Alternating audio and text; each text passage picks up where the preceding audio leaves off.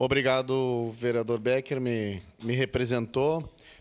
Também o vereador Caleb, vereador Capitão Ramon. Aqui eu faço um apelo, mais uma vez eu faço um apelo à vereadora Andressa, que mande uma carta pela PEN, eu não sei o grupo que vocês vão usar, mas cobra o pessoal da esquerda lá para votar aumento de pena.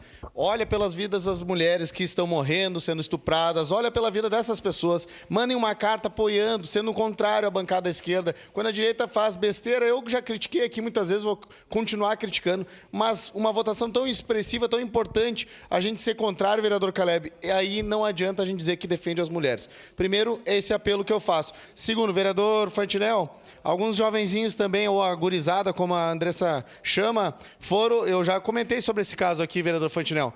Vereador Cristiano, foram roubar a casa de praia onde meu pai estava, lá ele estava. Tinham passado em umas 10 casas. Quem duvidar, eu trago o boletim de ocorrência aqui. Passaram em 10 casas. A última foi a que eles pararam, não andaram mais. Que ele apresentou 4 disparos de .40 na pinha deles, entendeu? E alvejou os vagabundos lá na Praia Paraíso. Então, depois daquilo lá, os moradores foram pegar as coisas que estavam roubadas no carro, né, furtadas de outras casas que eles haviam passado.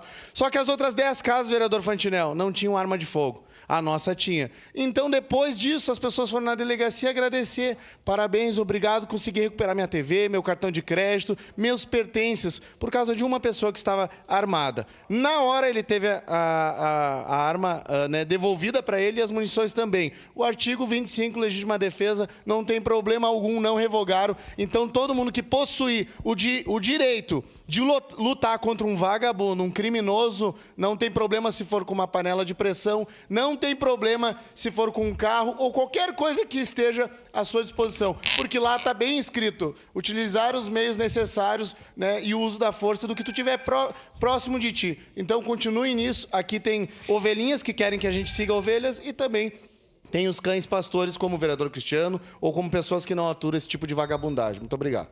Obrigado, vereador.